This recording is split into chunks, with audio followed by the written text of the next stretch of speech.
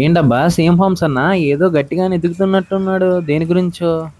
ఎప్పుడు నువ్వు చేతిలో ఏదో కోడి పెట్టుకున్నావు లేకపోతే కోడి గురించి పోస్ట్ పెట్టేవాడు. ఈరోజు ఏంటి ఎంత ఖాళీగా దేని గురించో చాలా ఇంపార్టెంట్గా వెతుకుతున్నాడు.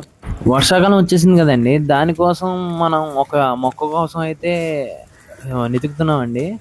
అది బాగా మనం రోజు కనిపించే దారుల్లో చేనుల్లో ఇలాగా పచ్చగడ్డి ఆ ప్రదేశాల్లో ఎక్కువ కనిపిస్తుందండి. వర్షాకాలం వచ్చింది కదండి, ఆ మొక్క కోసం చూస్తున్నాను. మంచి ఔషధాలు గల మొక్క, చాలా అంటే చాలా ఉపయోగపడే మొక్క అండి ఇది. ఎప్పుడు ఈజీగా దొరికేది, ఈసారి కొంచెం కష్టమైంది. బట్ ఫైనల్లీ దొరికింది. ఈ మొక్క పేరు కొప్పింటాకు, హరితమంజరి, పిప్పింటాకు అండ్ మురిపిండాకు కూడా అంటారండి. దీని యొక్క ఔషధ విలువలు ఎంతో అంటే ఎంతో ఉపయోగపడతాయండి మనకి, కోళ్ళకి కూడాను. దీని యొక్క ఔషధ విలువలు ఎలా పనిచేస్తాయంటే ఒక సెట్రిజిన్ లాగా మనకైతే బాగా పనిచేస్తుంది. మనకి ఎటువంటి ఎలర్జీస్ ఉన్నా, తామర ఉన్నా, గజ్జి ఉన్నా అలాంటిది ఒక బాడీ డిసీజ్ పరంగా దేనికైనా ఉపయోగపడుతుందండి ఇది.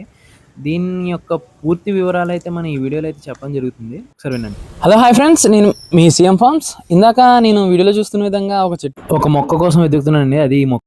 దీన్ని వాడుక భాషలో పెప్పింటాక్ అంటారు. మనం సైంటిఫిక్ నేమ్ అకలిఫా ఇండికా అండి. దీన్ని మనకి మన కోళ్ళకి కూడా చాలా బాగా అంటే చాలా బాగా ఉపయోగపడుతుందండి. ఇది యొక్క ఔషధ గుణాలు అయితే మనం ఈ వీడియోలో పూర్తిగా వివరిస్తామండి. సో వీడియో ఎండ్ వరకు అయితే చూడండి.